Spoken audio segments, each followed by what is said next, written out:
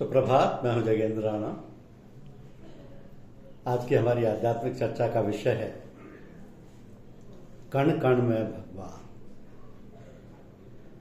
कण कण में भगवान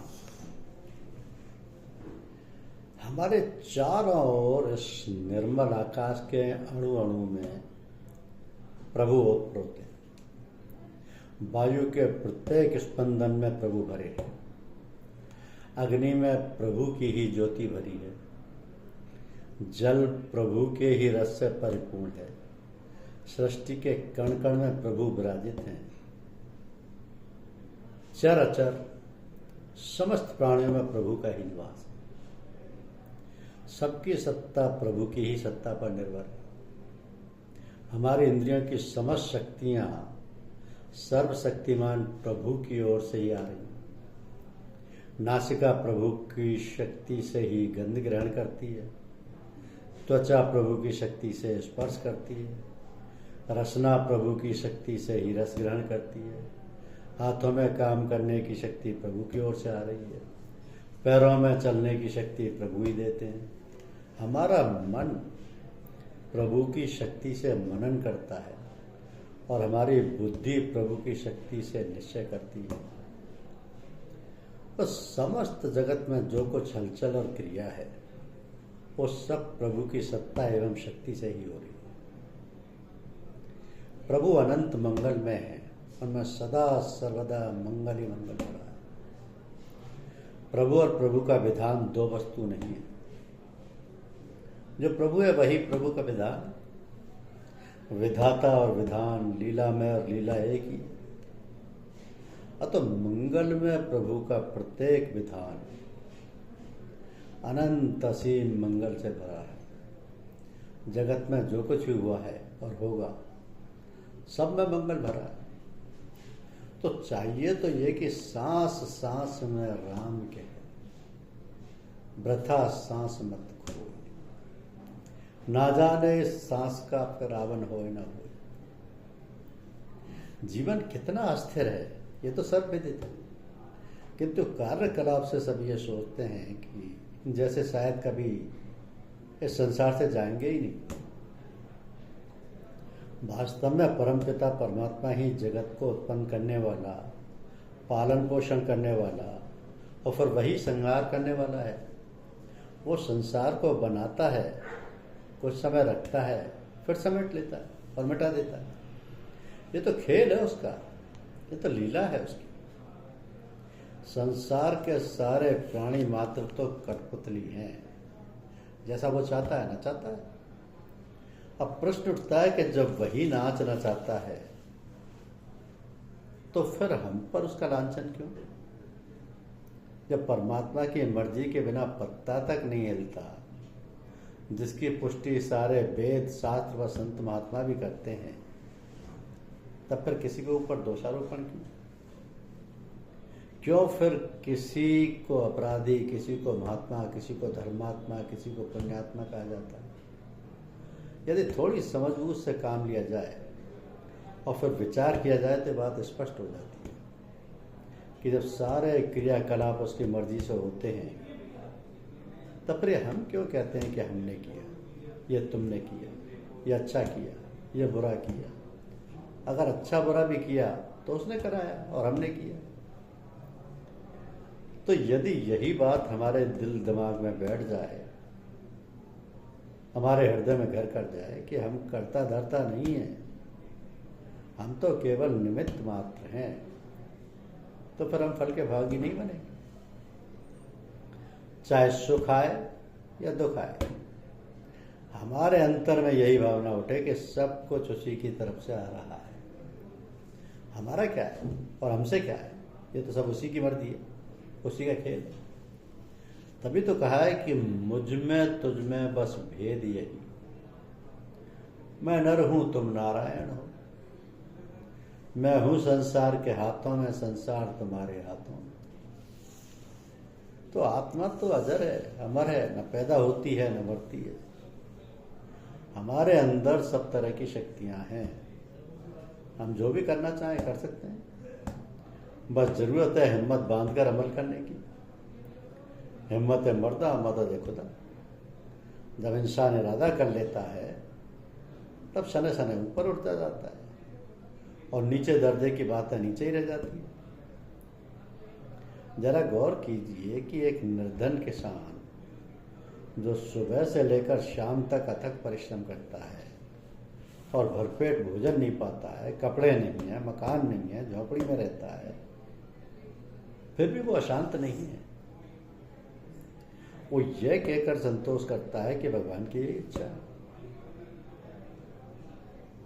कहने का तात्पर्य है कि उसका जलवायु, पेड़ पौधों, प्राणी मात्र में ईश्वर के प्रति आस्था और विश्वास इतना जमा हुआ है कि वो कभी निराश नहीं होता और अपने कर्तव्य पालन में लगा रहता है। यही सोचकर कि मेरी हर नजर मोहब्बत और तेरी हर नजर कयामत, मैं खराबे जिंदगी हूं तू बहारे जिंदगी, मेरी हर नजर मोहब्बत तेरी हर नजर कयामत, मैं खराबे जिंदगी हूं तू बहारे जिंदगी। तो भगवान को समझकर भगवान के लिए पूजा का अर्थ क्या है? हम जो करते हैं यदि उस ईश्वर को ही अर्पण करें और सब कुछ यही समझकर करें कि हम जो कुछ कर रहे हैं सब उसी के लिए है, तो उसमें कर्तापन का अहंकार नहीं आता और काम करने में अंदर से तबीयत लगती है। तो जब ये मनुष्य समझ लेता है तो सब काम अपने प्रिय को ही अर्पित होते हैं, तब बेकार नहीं टाली जाती। तो इस स्थिति में हम सारे कार्य अपने इष्ट को प्रसन्न करने के लिए ही करते हैं। मेरा मुझ में कुछ नहीं, जो कुछ है सो तोड़, तेरा तुझको सौंपते क्या लागे है मोर। जिस प्रकार एक मिट्टी के बने विभिन्न पात्रों के टूट जाने के बाद उसके घटक अपने अपने तत्वों में विलीन हो जाते हैं, उसी प्रकार हर जीव अपने कारण में लीन हो जाता है और अंत में भगवान ही रह जाता है। तो ये सारा संसार परमात्मा का स्थूलतम अभिव्यक्ति है। बस भगवान भासने लगे, इसी की आवश्यकता है। यह संसार वो है जिसमें माया मोह रूपी जल बड़े वेग में बढ़ रहा है। मूर्ख प्राणी माया मोह में ग्रस्त जरा भी आगे पीछे नहीं सोचता कि क्या करना क्या नहीं करना। ये माया मोह इतने प्रबल होते हैं कि एक बार इनके चंगुल में फंस जाने पर आदमी किम कर्तव्य पे मोड़ हो जाता है और तब यही चरितार्थ होता है कि मर्ज बढ़ता गया ज्यों ज्यों दबा की। तो विचारणीय बात यह है कि फंस क्यों जाता है।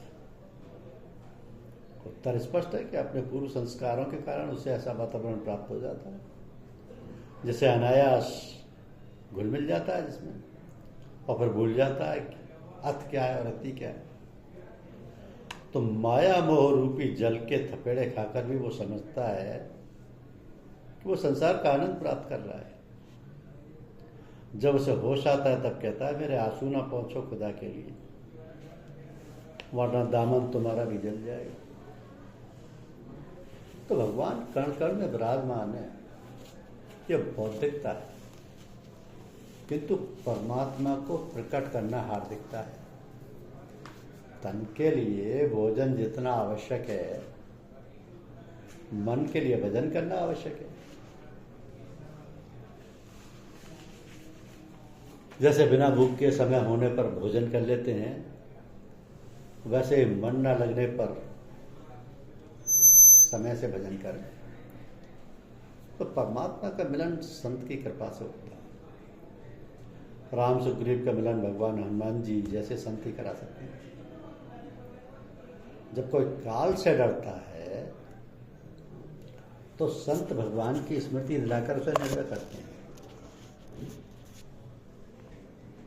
जब कोई भगवान से ना डरे तो संत काल का भय दिखाकर उसमें भय उत्पन्न कर भगवान से जोड़ देता है। विभीषण जी ने हनुमान जी में भगवान को देखा, भक्ति तो विज्ञान है, अंधविश्वास तो है नहीं। जैसे पानी में बिजली है, इसको जानकर बिजली पैदा करते हैं, ये विज्ञान है। कण कण में परमात्मा विराजमान है, ये भाव ही श्रेष्ठ है। जिस प्रकार से सूर्योदय होने पर घोर कोहरा छट जाता है, उसी प्रकार भक्ति से पाप कर्म घुल जाता है। तो कितनी ही धर्मार्थ यात्रा, गंगा स्नान, यज्ञ, धर्म बैठकर पाठ कर लें, किंतु भक्ति ही उसे अपने अधीन बना लेती है। तो सच्चे भक्त को कर्म धर्म करने की आवश्यकता नहीं होती। भगवान जिनके रोम रोम में है, जिसके मुंह से सूर्य के समान ज्वालाएं निकल रही हों, जिसमें अनंत मात्रा का ऐश्वर्य हो, ऐसे श्री कृष्ण ही हैं। उनके हमें 5 भावों शांत, दास, संख्य, वात्सल्य और माधुर्य भाव की उपासना करनी चाहिए। इन सब में श्रेष्ठ माधुर्य भाव ही है। तो माधुर्य भाव ही सर्वाधिक सामीप्य है। इसी भाव में हम प्रेयसी हैं, वे हमारे प्रियतम है, ऐसी भावना निरंतर रहती है। अब लौकिक उदाहरण के अनुसार जैसे प्रेयसी का संबंध पति से अत्यंत निकट का होता है, पुत्र का उससे कम, सखा का उससे कम, दास का उससे भी कम, तथा प्रजा का संबंध कम निकट का होता है, वह भगवान श्री कृष्ण के माधुर्य भाव से भक्ति करनी चाहिए, करनी चाहिए। आध्यात्म में कण कण में भगवान, नर नर में नारायण, ये कहा ही जाता है। सबके भीतर परमात्मा का वास है, इंसान में भगवान को देखो, ये सारी बातें सत्य हैं। अब लोगों में भगवान को देखने का अर्थ होता है लोगों को भगवत्ता के केंद्र से देखो। लोग तुम्हें वैसे ही दिखाई देंगे जैसे तुम हो। एक गाय चली आ रही है, तुम बछड़े हो, तुम्हें क्या दिखाई देगा? बोलो जल्दी। माँ। गाय चली आ रही है, तुम दूधिया हो। दूधिया समझते हो कौन? दूध बेचने वाला। गाय चली आ रही है, तुम्हें क्या दिखाई देगा? दूध। गाय चली आ रही है, तुम पुजारी हो, गौ पूजक हो, तुम्हें क्या दिखाई देगा? गौ माता।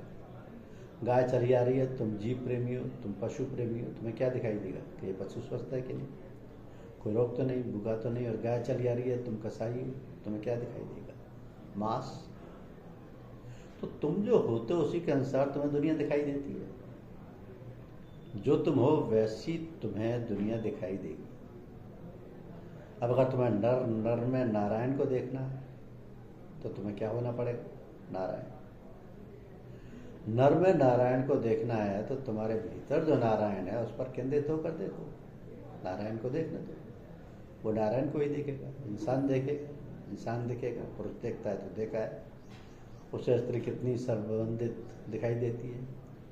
50 की भीड़ों पर तुम्हारी आंख अगर पुरुष की है तो उन 50 की भीड़ में जो 3 स्त्रियां होंगी, 47 पुरुष हैं, 3 स्त्रियां वो तुमको खूब बढ़ चढ़ कर दिखाई देंगी।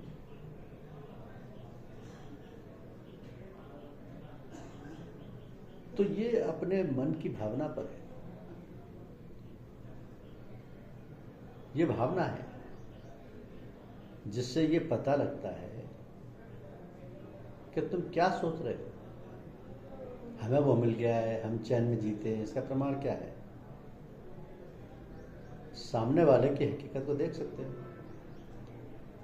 नारायण की राह नहीं देखी जाती। नारायण या कण कण में भगवान इसलिए भी है कि जो पत्थर में या शीप में जीव बैठा है उसको भी भोजन मिल रहा है। कौन दे रहा है? वो कौन दे रहा है? कहां से कर रहा है? उसको भी तो आम पशु पक्षी जीव जंतुओं की तरह वो भी जीवन जी रहा है। उसको भी परमात्मा ने बनाया है। तो भगवान कण कण में है। वेदों में सिद्धांत या मत का वैज्ञानिक आधार है।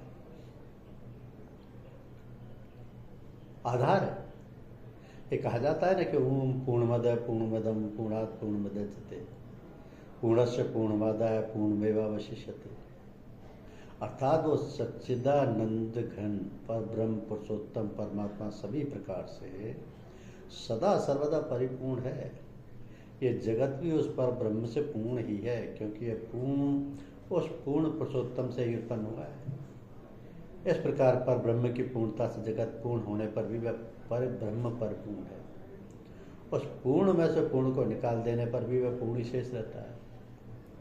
तो हम कह सकते हैं इस कथन को कि किसी वैज्ञानिक आधार की कोई आवश्यकता नहीं है। जब विज्ञान सक्षम होगा वो सत्य को स्वयं ही जान लेगा। एक बात अवश्य है कि विश्व की प्रत्येक रचना अपने आप में पूर्ण है, भले ही पर वह ब्रह्मांड की आकाश गंगा हो या एक छोटा सा परमाणु।